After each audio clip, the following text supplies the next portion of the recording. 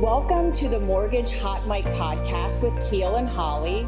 This is episode 7, 4 of our most frequently asked questions. I'm Holly Achimovich, licensed loan processor and LOA. And I am Kiel Achimovich, her husband and licensed loan officer as well. Yes, we operate out of Longwood, Florida. So today, let's get started. We have 4 of our most frequently asked questions. We're going to get right into it.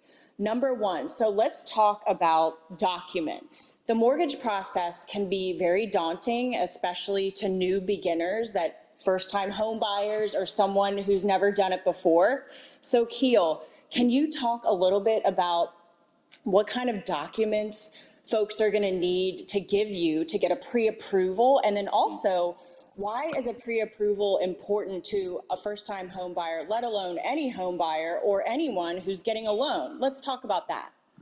Sure, I'll start off with the pre-approval. I mean, having one of those makes the realtor's life a lot easier. A lot of homes, the sellers will not even let you go into the home unless you have a pre-approval from a lender. But in order to get a pre-approval, there are a number of ways we can get that depending on what program you go with. So I don't go down a rabbit hole, so to speak. Usually, most people are W-2 employees, so they get a paycheck every 2 weeks, or maybe once a month, however they're paid.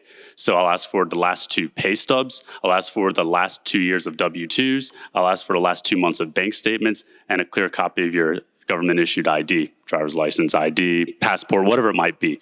If you get bonus, overtime, or commission, then I might ask for the most 2 recent years, end-of-year pay stubs so I can itemize everything out. Saves you a little bit of time and, of course, verification with the underwriter later in the process. Great. Yes, that helps so much because a lot of times, if you're new to the process, we've gotten from people that it can feel a little bit invasive, like you're under investigation. And, just the truth of it is that it's just the way it goes. And the documents needed are going to help you get the pre-approval that you need. I mean, the government's writing all these laws, so we have to work within a box, so to speak. I mean, there are other programs that you can tap into, and I can go down that path if we want me to answer any of those questions. But we have minimal doc or low doc loans, if you will. Of course, the premium you usually run into is maybe a higher interest rate or a higher down payment that's required so that the bank is comfortable with that. But if you're trying to take advantage of any of these first-time homebuyer programs like I'm talking about, you're going to have to go with what I was originally stating, the last 2 pay stubs, last 2 years W-2, so on and so forth. Or if you're self-employed, last 2 years of tax returns. Although if you've had your business for at least 5 years, you might be able to go with only 1 year tax returns. But once again, I'm trying not to go down the rabbit hole because I could probably talk about this stuff all day. Okay, Kiel, so I get asked this a lot. Why would someone need to submit us their end of the year pay statement? How does that help out the process? Well, typically, I'm going to ask for that if you get bonus, overtime, or commission income as an example. So if, let's say, half your income comes from that, I won't know what those numbers are until I get a verification of employment form completed. Maybe your HR department's very slow. Maybe it costs a bundle just to get that information. Or I don't want to have to wait until we're halfway through the underwriting process. I'm trying to find out if this is going to work from the beginning so we won't have any hiccups in the process so that everything goes as smooth as possible. I'll give you an example. You're telling me, hey, Kiel, I got a W-2 right here that tells me I made $98,000 this year. Isn't that good enough? It's like, no, because when it comes to qualifying you per the federal government, I have to itemize what is regular pay, bonus, commission, overtime. I have to itemize it all out, and I have to have a 2-year history of it in order to use that. So getting that information up front enables me to say, this is what the average is of this type of income, so on and so forth. Hey, there's proof of it here, and you're going to see that on a pay stub. You would not see that information on a W-2. W-2 gives you a cumulative. Pay stub is going to itemize everything out, especially if you're doing something like nursing or a flight attendant or a pilot. There's all kinds of shift differentials that take place. I have to be able to take those into consideration. You might be working 3rd shift just so you can make a good paycheck. Why am I going to shortchange you up front and say, hey, you couldn't buy that, let's say, $400,000 house, as an example. And I'm telling you, you can only buy, let's say, a $325,000 house. If I know all that information, now I know that, and I know we won't run into a problem because I made a false assumption up front. So in other words, it enables me to be more accurate and honest with you up front. I don't know why all loan officers don't ask for that, but I digress. That's excellent. So just to recap, What would you tell someone that wants to get a quick answer on Kiel? What documents do I need to give you right now for my pre-approval?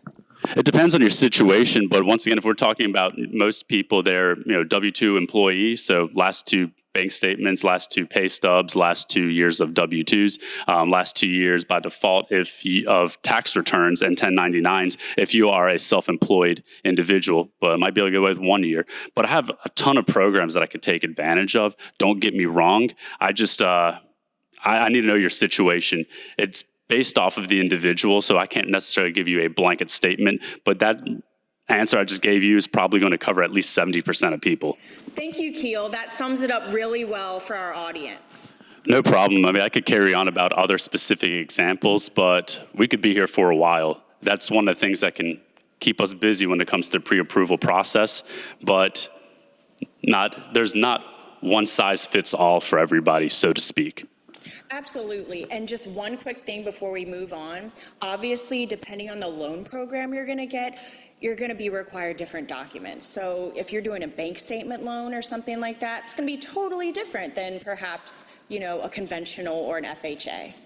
Moving on to another frequently asked question. This question is regarding people that have an offer letter. They're moving to Florida, let's say, and they have the offer letter, but they don't yet have a pay stub to prove to you to submit that doc. Can you get qualified for a loan based on an offer letter from your job? Yes. And one thing I will elaborate on is that as long as you get that first paycheck within 30 days of closing, you can close on an offer letter. Now, it depends on what loan program you go with, for what it's worth, but I have that kind of stuff happen all the time. Hey, I have to move down to Orlando. I start on August 1st. Okay, well, do you want to rent someplace? I can't find a place to rent, they might tell me. All right, well, how about this? You find a place, maybe we close sometime in July. You're going to get your first paycheck by, let's say, August 10th. So let's close July 11th or later in the month and we'll be okay. So we can start looking for a house now. So you have at least that monkey off your back, if you will. And then you can move on to, hey, I just simply have to work now. I moved into my house, one less stressor, if you will. That's great, because I know a lot of people are moving here to Florida, perhaps for a new job, new career, and the fact that you can possibly get qualified on an offer letter is great news. Well, let's not forget about the folks that live here or from here. They just got a better job, and they're like, man, I see that house down the street. I like that, but I don't want to wait too long and have someone else gobble it up, if you will. Okay, let me make a move on that because I know I'm going to be making more, let's say, next month or in 2 months from now. So then you can plot exactly when you're going to close on the house based off of when you get your first paycheck. Just another approach right there. I mean, it doesn't have to just be someone who's moving here. I mean, there's a whole slew of examples we can throw out, but I have that stuff happen all the time. If you went from making $20,000 a year to you just finished schooling and now you have a new trade and now you're making 6 figures, you're probably gonna say, hey, honey, the kids, it's time for us to move on up. Make a move right now. Yes, exactly. Any other questions? Yes, moving on to number 3 of our most frequently asked questions. So, if you have an occupation that's in the alternative medicine field, can you qualify for a loan? Believe it or not, a lot of lenders will not entertain that. And I found that out just from experience I've had with some of my clients. I had one client who actually was in the military, and then she got a job working at a dispensary. Well, that's legal here in Florida, but not at a national level, so no lenders would entertain her. She happened to find me, and I have a lender that allowed for her to get a loan, a first-time homebuyer program, that is, and she works at a dispensary. Kind of crazy that somebody who served the country couldn't get a VA loan, but they wouldn't let her. But we got her into a house, and she's happy. Maybe we'll have to do a video with her at some point. Yeah, absolutely. I mean, that's great news for people that work in the alternative medicine field, dispensaries, and we would love to talk more about that if that's something that applies to you. Absolutely. Anything we can do to help.